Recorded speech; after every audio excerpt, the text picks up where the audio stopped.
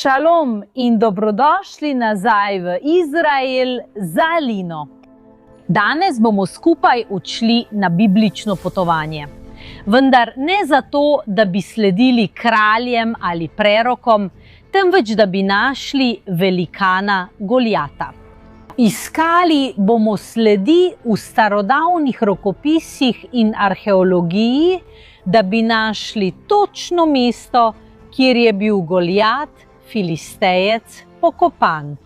Torej, če ste pripravljeni, začnimo.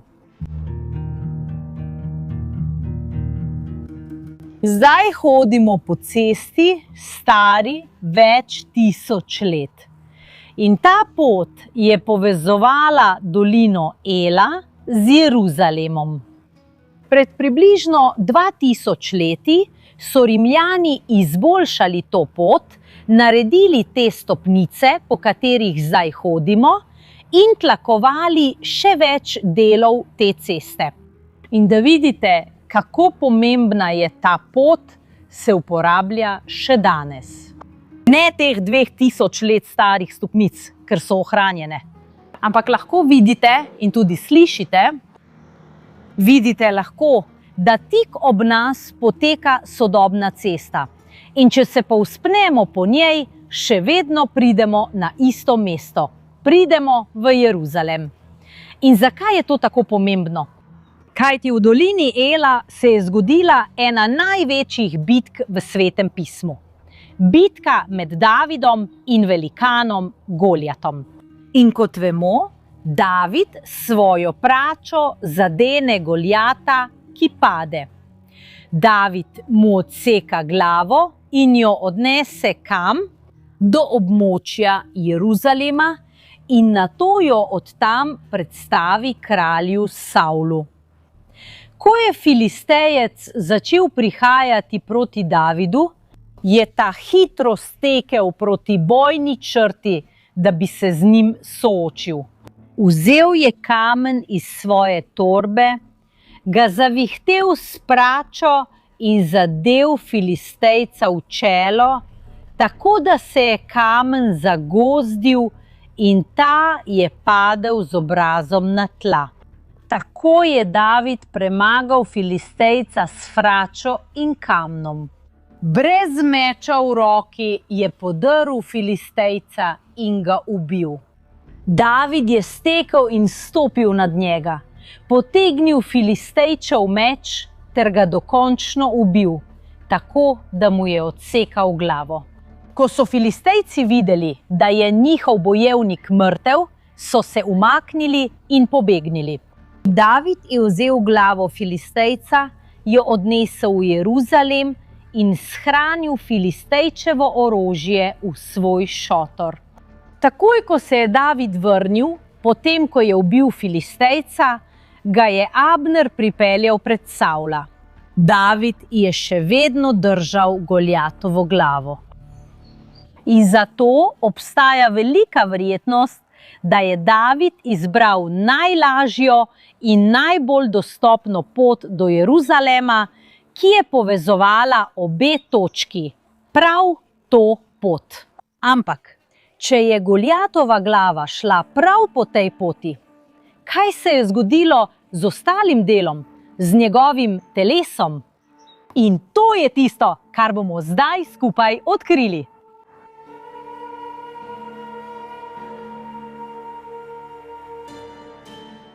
Eno od vprašanj, na katera moramo odgovoriti, je, kako vemo, ali je ta rimska pot, stara 2000 let, res obstajala že v Davidovem času.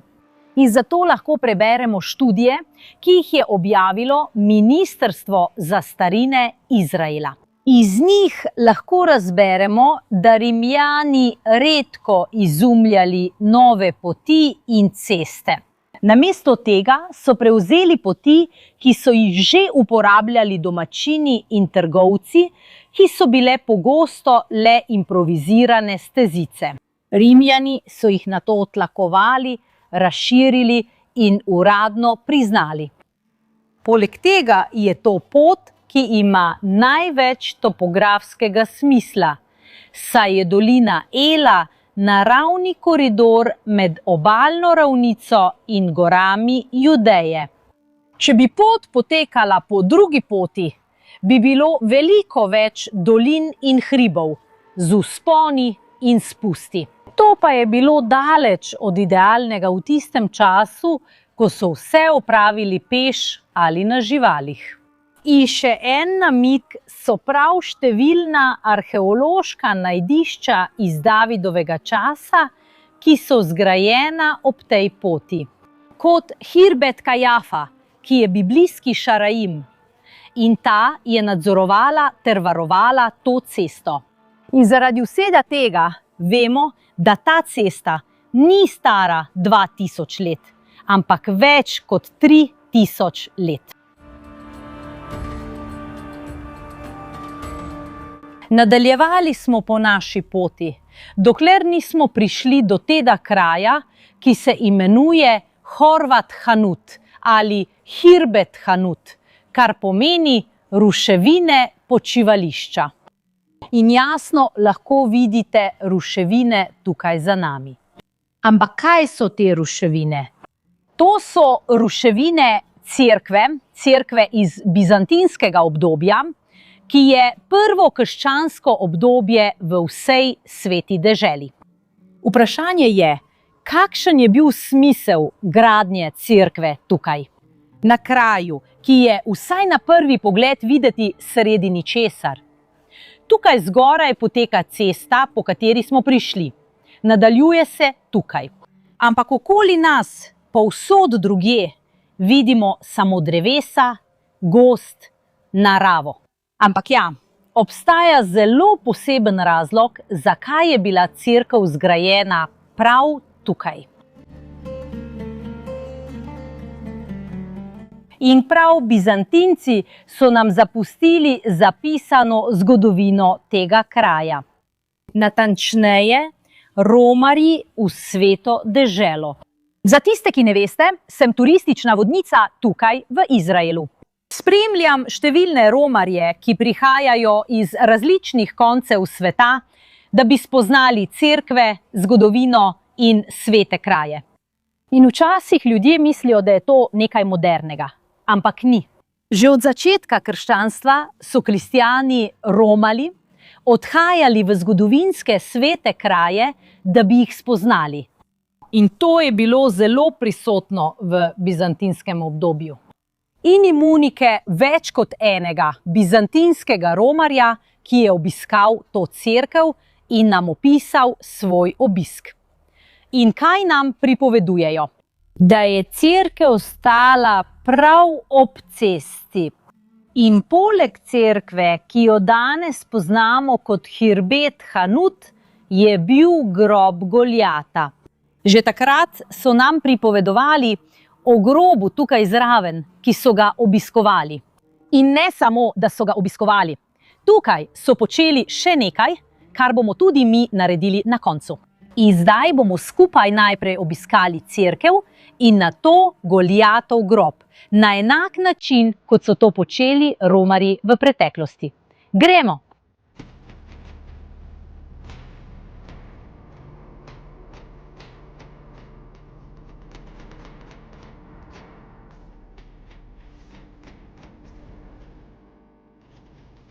To je bil osrednji del cerkve in poglejte, kako čudovita je bila. Če se približamo, lahko vidimo, da je bila celotna tla prekrita z mozaikom.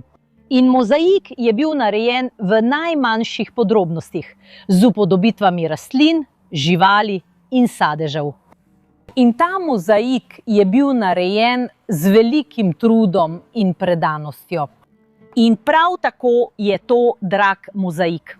Eden od načinov, kako ugotovimo, kako drag je star mozaik, je po številu barv kamnov, ki jih vsebuje. In tukaj vidimo različne barve. Odtenke sive, belo, rdečo. Tako vidimo, da je bil ta mozaik drag. In zato to ni bila zgolj prenočišče, kraj za počitek romarjev, ampak pomemben kraj. In prav tako je pomembnost tega kraja povezana s tem, da je Goljat tukaj pokopan zraven. In zdaj bomo nadaljevali in vstopili v samo cerkev. Pojdimo!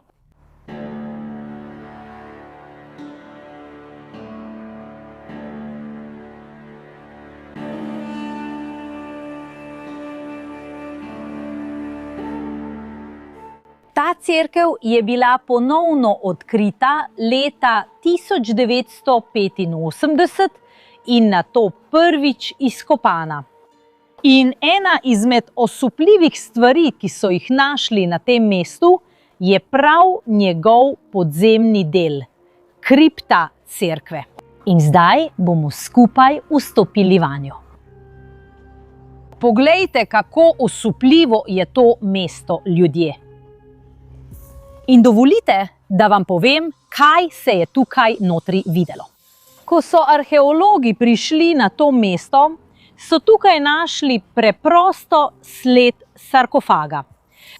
In ne rečem sarkofag, ampak prostor za sarkofag, saj je bil leta 1985, ko so arheologi prišli sem, prostor prazen, vendar je bila tam sled sarkofaga.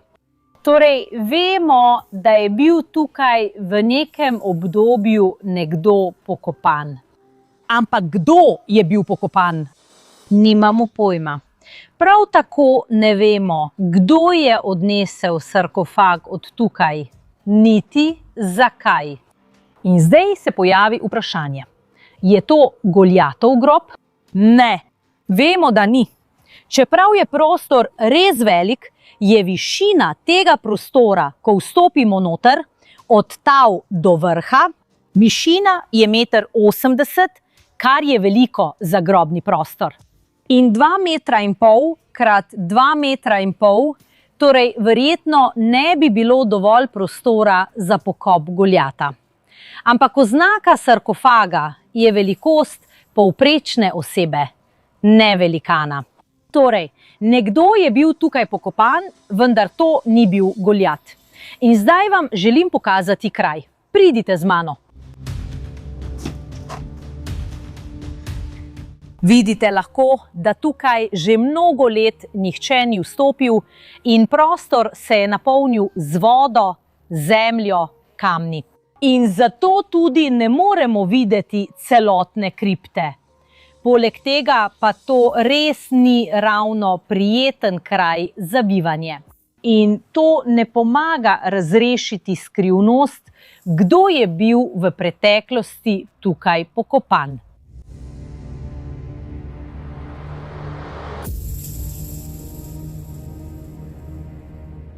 In zdaj, da bi odkrili, kje je Goljatov grob, bomo prisluhnili enemu od teh starodavnih romarjev, ki nam je pisal Antonino iz Placencije. Goljatovo počivališče je tam sredi ceste. In ob vzglavju njegovega groba je kup lesa. Tam je tudi kup kamenja, gora tako velika, da v razdalji 32 kilometrov ni ostal niti en sam kamenček, saj vsak, ki gre mimo, izrazi prezir, pobere 3 kamne in jih vrže na njegov grob. Smo ob cesti in zdaj moramo poiskati kup, narejen predvsem iz majhnih kamnov, saj bomo, ko ga najdemo, verjetno stali pred Goljatovim grobom. Poiščimo ga.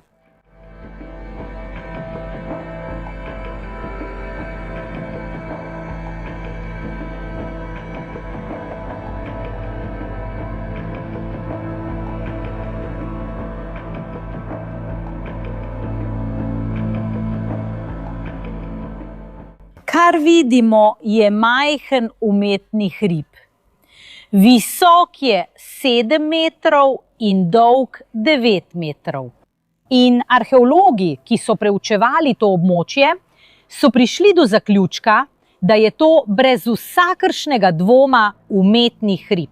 In tudi, ko pogledamo, lahko vidimo, da se razlikuje od okolice, vendar ni le drugačen od drugih hribov, ampak je drugačen od vseh drugih grobnic, ki jih poznamo iz Svete dežele, predvsem iz tega obdobja, iz časa Goljata in kralja Davida. Ta hrib je precej nenavaden. Pridite bližje, rada bi vam pokazala, kako nenavaden je. Če pogledamo tukaj, je velik del hriba narejen, če ne celo prekrit, tudi s kamni. Vidite, lahko tukaj, ko odstranjujemo, so spodaj plasti kamnov. In ti kamni niso od tod. Če pogledamo naokoli, je tu in tam kakšen kamen, ampak take količine ni nikjer drugje. In obstaja velika verjetnost, da so bili ti kamni vrženi proti temu hribu, kot nam je povedal Antonino. In ne samo on, tudi drugi ljudje nam pripovedujejo, da so romarji, ko so šli tukaj mimo, že na poti pobrali 3 kamne. Iskali so kamne, bolj zaobljene prodnike, lepše kamne in tudi kamne, ki spominjajo na zgodbo o Davidu.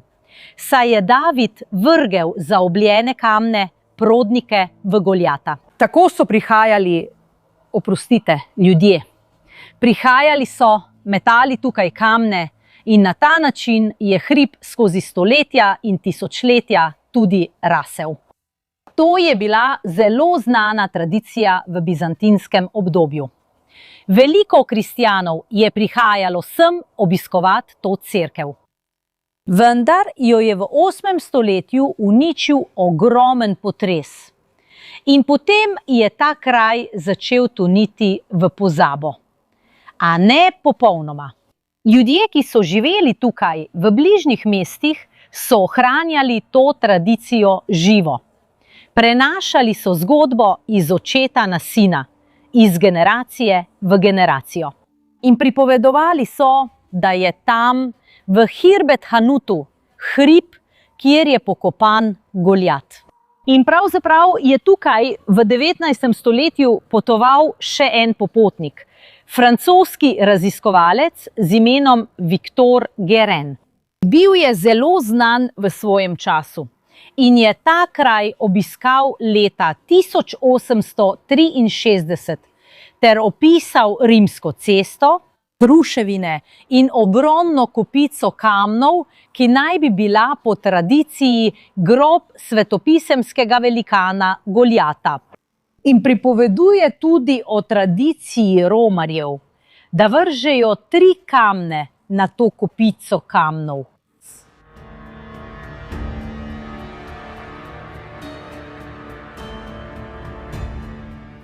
Na tem kraju imamo zelo zanimivo in starodavno tradicijo. Vendar pa ne moremo biti prepričani, da je tukaj res pokopan velikan Goljat.